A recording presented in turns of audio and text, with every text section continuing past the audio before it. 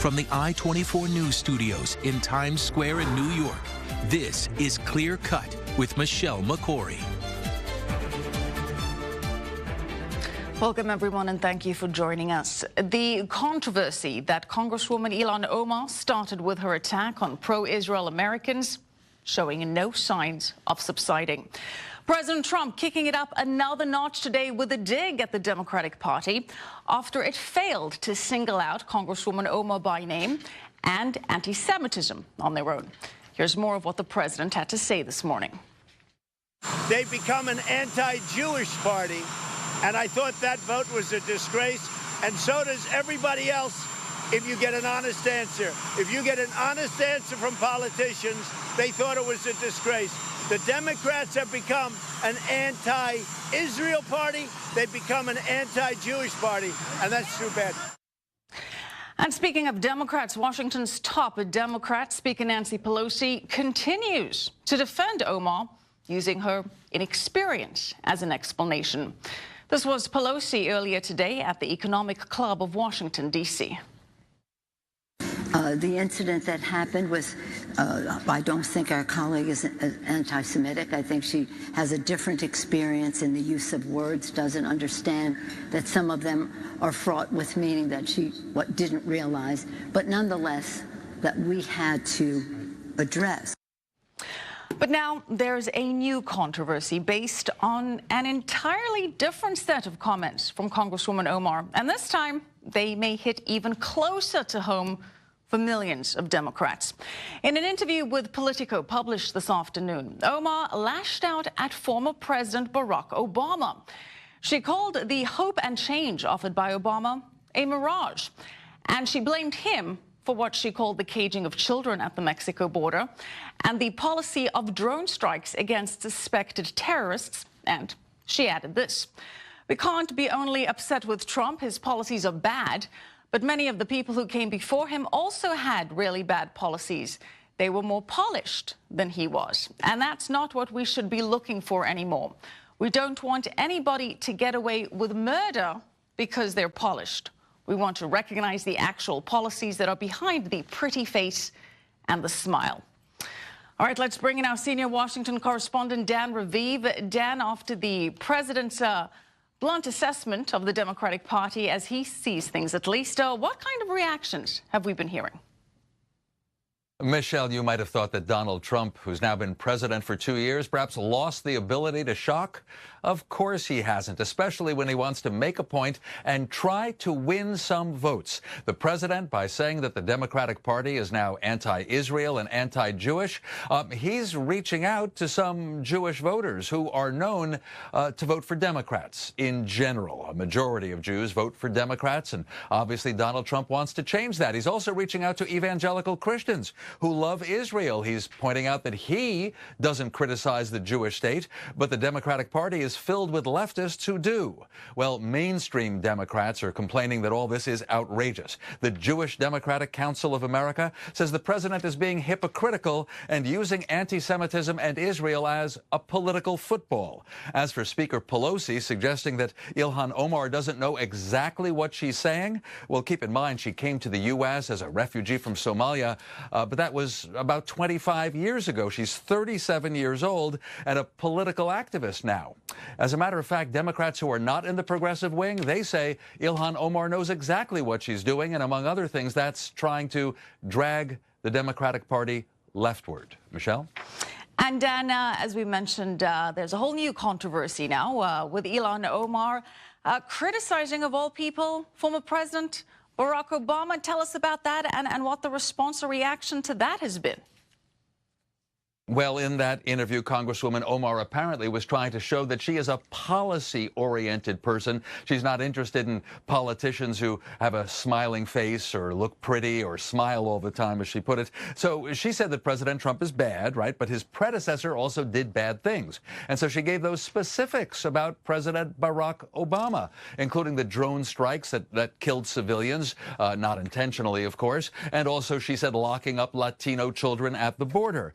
But now she says those quotes were distorted, taken out of context, because in fact she is a fan of Obama. Well, this is how Politico magazine summarizes it. Ilhan Omar has now gone from occasional agitator to permanent lightning rod. That certainly seems to be true. Michelle? Yeah, it does. All right, Dan, thank you so much. Dan Raviv.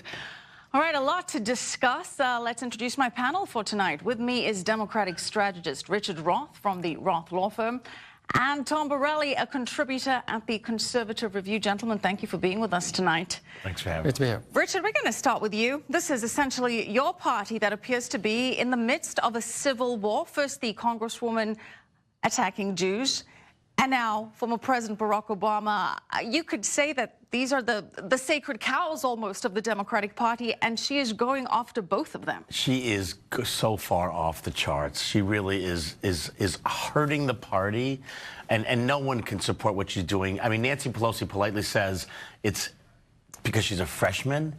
Quite frankly, it's because she's stupid. She shouldn't be saying these things. She's trying to get attention, and it's not the attention she should be getting. The problem is that what it does is it's her opinion, and it's only her opinion. The problem is that it takes the Donald Trump and the conservatives of the world to say, aha, that's the new Democratic Party, and that's not. That's the fringes. She is so far off the fringes that she's off the cliff. But then why are the Democrats not rebuking her? Because it seems like they are defending her. They are making excuses for her. If she doesn't represent the party, Richard, and Tom, I can see you're dying to weigh in here, but if she doesn't represent the party, then why are they making these excuses for her? There hasn't been outright condemnation of her, not even remotely. I agree with you. There has been there was legislation passed which said that there should be, if you will, fairness and equalness to everyone. But you're right. I think the Democrats should come down and strong on her. I think the only reason why they aren't is because she is brand new. Her feet are still getting wet. But it is just foolish. It's foolish. And what's upsetting is not that she's being foolish. What's upsetting is that she's giving the conservatives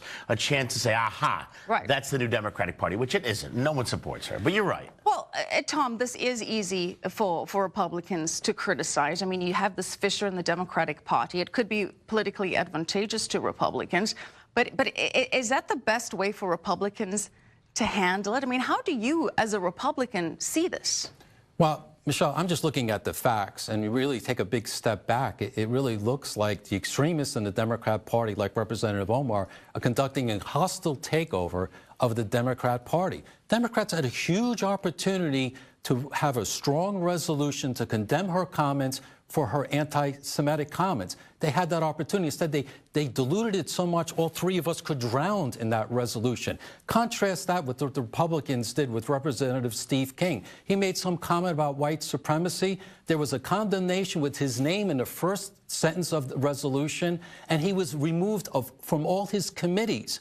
Representative Omar is still on the Foreign Affairs Committee, of which Mr. Engel runs. This is completely outrageous. The inmates are running the Democrat asylum. So, Tom, why aren't Republicans being tougher on this? Because, you know, if it was the other way around, Democrats would be hounding Republicans. And there are some angry Jewish conservatives that are disappointed that Republicans aren't being tougher on this. And quite frankly, that they're not being tougher on the Ralph Northam matter either. I mean, conservatives should be upping the ante, perhaps. Well, conservatives can make their points, but, you know, the anti-Trump media will certainly weigh in. I was most concerned about Representative Kleinberg's comments. He really minimized the pain of children of Holocaust survivors and instead felt the pain of Representative Omar. I think that's disgusting. A lot of nodding in agreement here, which is a refreshing change. We will continue this conversation after the break. Also ahead, a lot more violence on the Gaza-Israel border. We will bring you the latest coming up.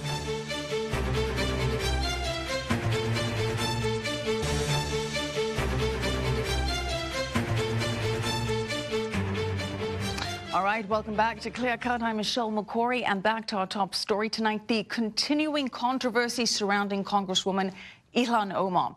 The president weighing in today, so has Speaker Nancy Pelosi, and Omar herself increasing the controversy with new comments slamming former President Barack Obama. And we are already hearing from some New Yorkers who say that they are very hurt by all of this, and they blame the Democrats. This is a video put out by a Democrat, former state assemblyman Dov Hikind, with comments from Holocaust survivors. Let's take a listen. I have hardly any more tears left to cry about such people.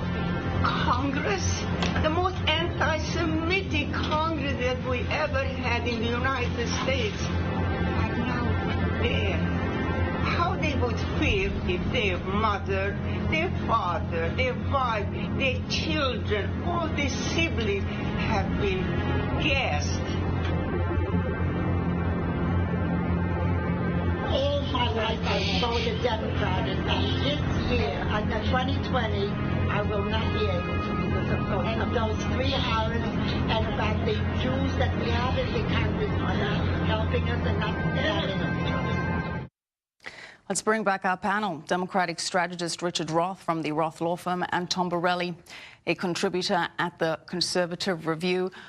Richard, those are some chilling words. They were directed specifically at Senator Charles Schumer. A lot of Jews upset by the response. They're upset by this watered-down resolution. They're upset that the anti-Semitic slurs are being played down. And it's not just the older generation. Trending online on social media is Jexodus, Jewish exodus from the Democratic Party, which is millennials saying that they now have to leave the party. This is a big problem. You're right. You're right. And when you see someone who's a Holocaust survivor saying, "My God, look at how she reacted," you know, we can't even imagine what they lived through when they were children. And what the Democratic Party has to do is what you said earlier. They have to shun her. They have to say what they're trying to do is they're trying to be polite. She's a newly elected congressperson. They don't really want to put her in a corner, but they have to. They have to. Steve King was a good example. He was an experienced congressman. They have to say to her, "Listen, shut up," nicely. They have to say, "Stop it, because you're hurting us. If those are your opinions, that's great. You can sell it to your own electorate, but you're hurting our party." And what's happening is the Republicans are going to take that fringe, because she's on her own. She's literally on her own island. And the Democrats have to stop that. They have to say, "Listen, she's not on her own island, Richard. When you see the likes of Alexandra Ocasio-Cortez coming to her defense and other Democrats rallying around her and saying, you know, Ayanna Pressley saying, "Don't attack her." She's saying that she's being targeted because she's a Muslim and a minority. People are coming to her defense on that front. The question is she getting off? Because she's getting off lighter because she's a Muslim and a minority. I think the answer is she's getting off lighter, but let's be clear. The Republicans are taking advantage of this. Cortez is as far left as you're going to be. Omar is as far left as you're going to be. So what they're saying is, aha, this is the new Democratic Party. It's not the new Democratic Party. It's the fringes, and the Democratic Party has an obligation and should start reining them in, because what's going to happen is you're going to start losing more and more people like you've just seen. They're going to say, "Listen, I don't want to be a part of this party." If they condemn Israel, if they condemn the Jews, then you know what? The one thing, even though I'm not a big Trump supporter, you know that. We know that, Richard. The one thing you can say about Trump, though, is that he has been a staunch supporter of Israel and the Jews. And the Jews are going to start, who are typically liberal, are going to start moving, if you will, more conservative if the Democrats don't stand up and tell her and Cortez, for example, that that's just wrong. Are Republicans taking advantage of this, or do they even need to be tougher within their own party? Because let's face it, Tom, there have been some unsavory comments made by some conservatives throughout the years, most recently Stephen King. Now, to be fair, Republicans did take action against him, but the criticism is that it took too long to take action against him. So do Republicans now need to be hyper-vigilant? Well, the most important thing, you really have to kind of police your own party. And Republicans are really trying to do that, again, with Representative King. Democrats are not policing their own party. You know, nature abhors a vacuum. There's a vacuum of leadership, and the radicals, the extremists within the Democrat Party, the new members are really, look at the brand of the Democrat Party. They're now for infanticide. They're now anti-Semitic. They're for socialism. Well, my God, I mean, look at all this. There are some fringe elements that do support some of those policies. But let's focus back on the conservatives. Right. It's just way too easy for you to sit here and attack Democrats tonight.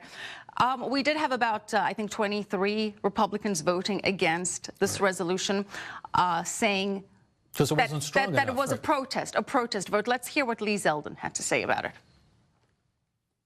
Let's all be honest with each other. We are here today, right now, because of anti-Semitic rhetoric from one member of this chamber said again and again and again.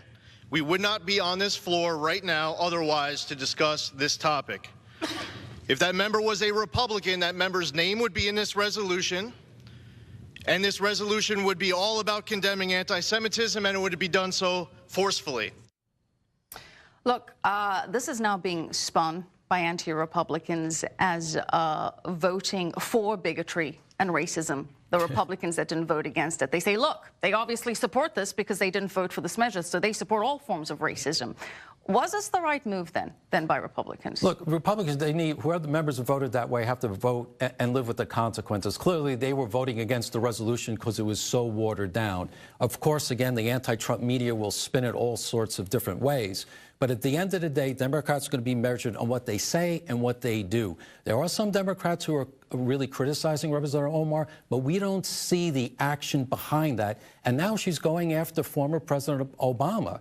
I mean, these people are really unhinged. They need to be brought back into the party. Otherwise, they're going to do irreparable damage to the brand of the Democrats. What about to the brand of America, Richard? Because I'm a little concerned on that front, sitting here openly as a Jew, that this could become, perhaps, if this escalates, if this snowballs, that this could become a very dangerous situation for Jews, as we're seeing rising anti-Semitism across the country and around the world. Yeah, I don't see this. I don't see Omar escalating, but I, too, am a Jew. In fact, I ran into you at the Friends of Israel Defense Force events of 3 months ago. I agree. It is terrible, and I think the Democrats right now are trying to say to themselves, what do we do with it? Was the watered-down resolution enough? Because what we'll see, I think, over time, and it's still raw. It's still raw. She's raw because she's a new Congresswoman.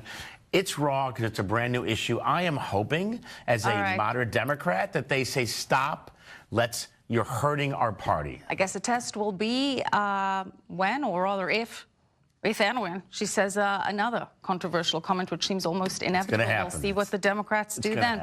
Thank you so much, Richard Roth, Tom Borelli. We appreciate it. All right.